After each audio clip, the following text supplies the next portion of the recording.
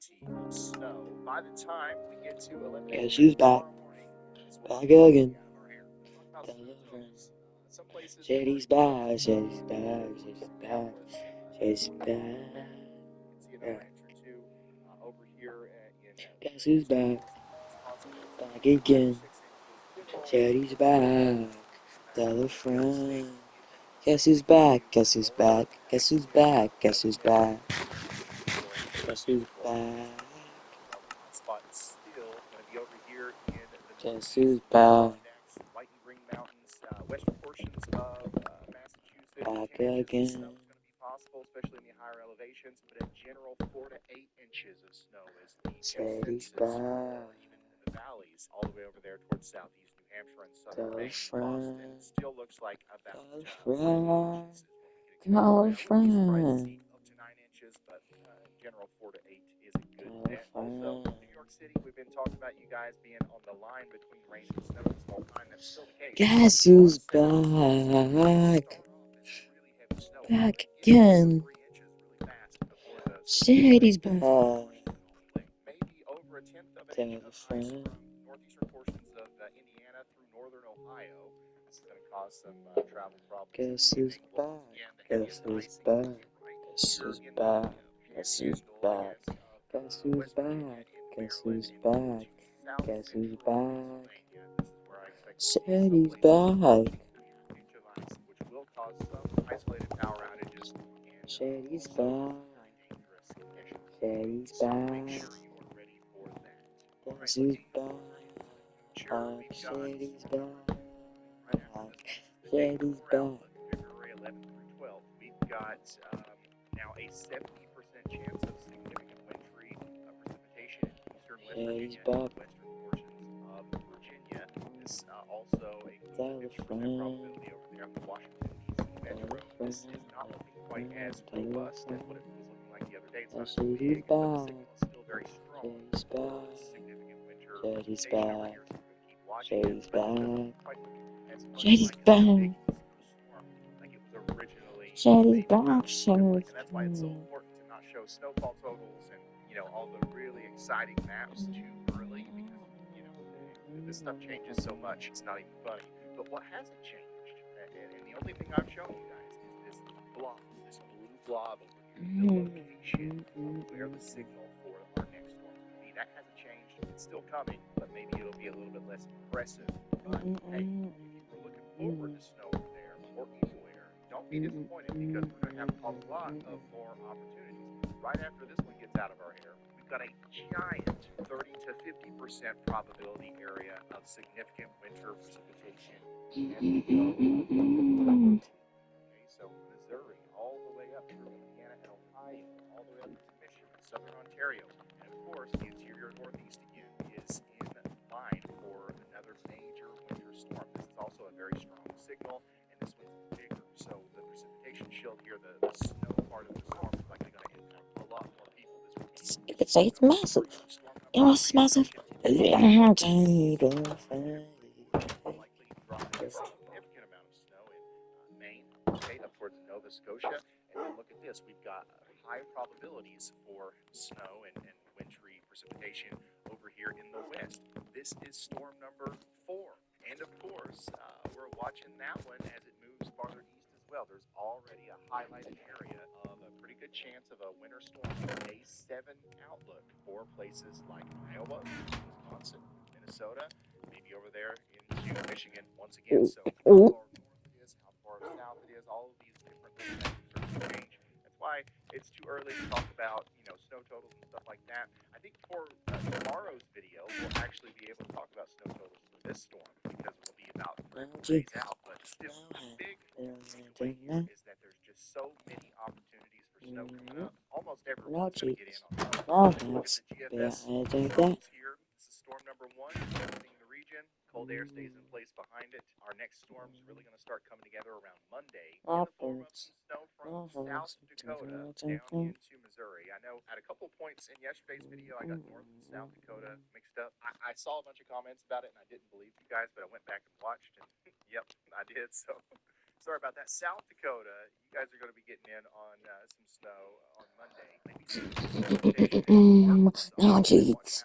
No hands. Been giant like that. Off to the east and doesn't become this large system that curls up Do you the like original my map? might. Been This is still giant going to like bring that? significant wintry precipitation to the I-95 corridor. It's I going to be a don't mid-Atlantic know. region Just where they go. between Oh, Richmond, Baltimore, Washington, D.C., maybe even up towards I Philadelphia. It just doesn't look gone like right at now it's going to be a oh, huge East Coast storm. Tomorrow, we will tell you more cause about I what the just exact almost impacts are going to be. We'll talk about snowfall totals, I was saying like no cheats, all that good stuff. no hacks. But just know that, Giant hey, like that. trust the process here. We've been talking about a signal for Got a it storm over there in for so the way. long, and Better life. it's actually going to be coming within the next couple of days. Wednesday, That February 12th, big bag. we're going to be Rap on rap. Storm Watch.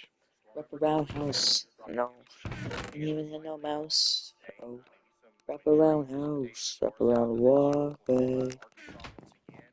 And then this one's going to become a big system. This one's actually going to be Got no mouse. mid-latitude cyclone that rips up the East Coast. How far east is it going to go? Hit in How the far house. west is it going to go? We don't know yet. But whoever ends up on the Hit in east the side highway. of this storm is going to Hitting be that in for road. a really significant winter Cause storm. I'm in And then whoever ends up in the north mountain side zone. is going to be likely receiving some severe weather and certainly some flooding rains. So that one's going to be really interesting to watch as it moves off to the north and east. There we are on Thursday, February 13th, with potential intermittent blizzard conditions happening over here in southeastern Ontario, southern Quebec, up into Maine, Vermont, New Hampshire. That's going to be a big one. Already you see storm number 4 over here covering the mountains, the Intermountain West, with a ton of snow, lots of energy coming in off the Pacific. What happens with that? Well, it turns into another storm that maybe brings even more snow over here to the Midwest, up into the Great Lakes region. So I can pull this out even farther, and like it just doesn't stop. So we've got a lot of energy, a lot of storms on the way. I don't know where the caboose is on this storm train, but what I do know is we've got a lot of opportunities for snow and ice. We also have a lot of opportunities for heavy rain. The only people that are not going to be getting in on the rain is pretty much like right in this corridor. So like over here in California and Oregon and in Washington, all of these storms are going to start off as kind of like atmospheric rivers dumping tons of rain onto the Cascades and the Sierra. That's going to be a problem over there. And then as the storms move across the Rockies and start, feeding in on that Gulf of Mexico moisture, then the rain starts dumping down here in the southeast, where once again the Appalachian Mountains in damn it, why is this so difficult? North Carolina, Georgia, and Alabama. Why is this so hard and why I'm so hard, bro? Like, come on. Anywhere from 4 to 8 inches of rain over the next 7 days. This will lead to flooding, potentially significant flash flooding if a lot of that falls in a short period of time. And then I'm also concerned all the way back towards the Mississippi River, where it looks like there's going to be a lot of rain. Some of this is welcome. Some of this is going to fall in areas that probably don't want to see any more rain. So just make sure you keep an eye on those creeks and streams if you live in a flood-prone area down here. And that's all the weather talk I have for you today. Thank you so much for watching. I'll have an update for you tomorrow. We're really going to nail down those snow totals and the exact impacts for our next storm that will be impacting West Virginia, Maryland, Delaware, Pennsylvania, New Jersey, those areas. And yeah, it should be a good time. And then buckle in. I mean, I ain't going anywhere anytime soon. I don't know when I'm going to stop doing daily videos if this pattern holds up. So turn notifications on so you never miss one. And I will see you in the next one. Goodbye.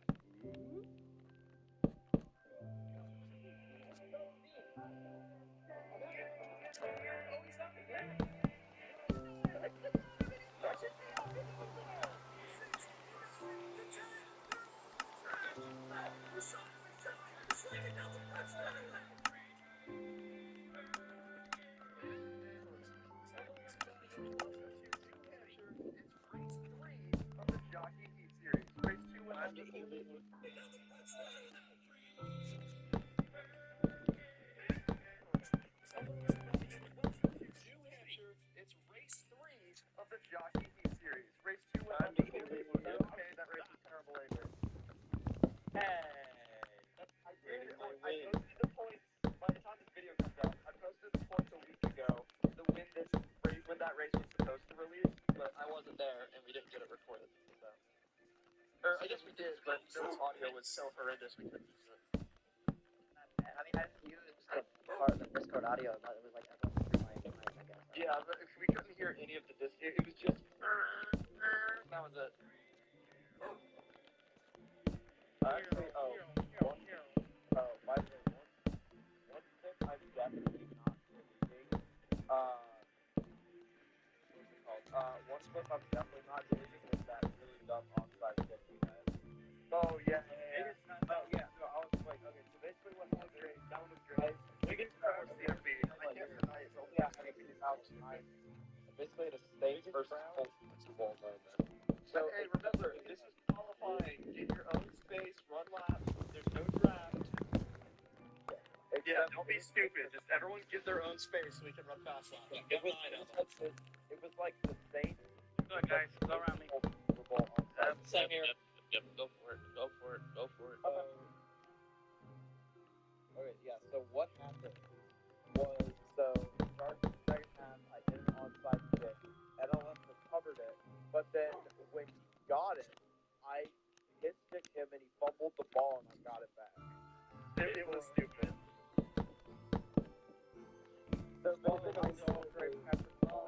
yes, and then I simmed the game against Clemson starting my App State dynasty and I won it. Yeah, that happened sometimes. What? Although I had to back out of my ECU game because I went down 21-0 in the first quarter. I keep throwing interceptions. You can't help it. In Happy Valley. I can't stop throwing interceptions right now. I haven't figured out the passing mechanics of that game yet. Ah, damn it, I overdrove. Oh, and I can't stop throwing interceptions right now. I haven't figured out the passing mechanics of that game yet. Ah, damn it, I overdrove. Oh, and I underdrove the X. Oh, this is the abysmal lap. This is a bad start. Oh, I'm Actually, going okay, well, terrible, but... Damn it, okay, I gotta... 29-1, what the fuck? Yeah, I mean, unfortunately, that's all I've got right now, too. I've been driving like ass, but I typically drive faster in 29-1s. Sorry. For those of you who want a reference to how fast I normally drive, watch last year's race. I brag about it when I self-commentate this race because Milk forgot the audio in his recording. My audio was in there. It was just me talking. It was just every time I talked, so I can hear myself. That's my fault. Right. That's why I dubbed it though, because it was just you talking. It's on Twitch. I stream on Twitch, so it can only pick up my audio. Oh, gotcha. I forget that Twitch does that. Well, can't you do it through OBS? I could if I wanted to, but that's a lot of work. Not really. So, this is less work, and I like it. Oh, what is Usually I'm not. with me? Am I not streaming? Usually I'm not. Usually you guys don't depend on me for the video anyway, so I hit the wall again. I'm going to the back. I'm like a backup. Yeah. Like if you guys need the video, I don't have it. Alright, okay. Yeah. Dude, I've only made it to 29-4 right now. I've only managed to 29-1, so I'm not looking very Same here. hot. Although I did just have Holy my best 3 and 4. dude, I can't get down to 3 and 4. What's going on? I hit the wall again. Oh my god. I'm trying not to get my damage. I have 193 clips. I'm so freaking. I'm not gonna I am embarrassed by my laptop right now. It's running faster than my 29-1.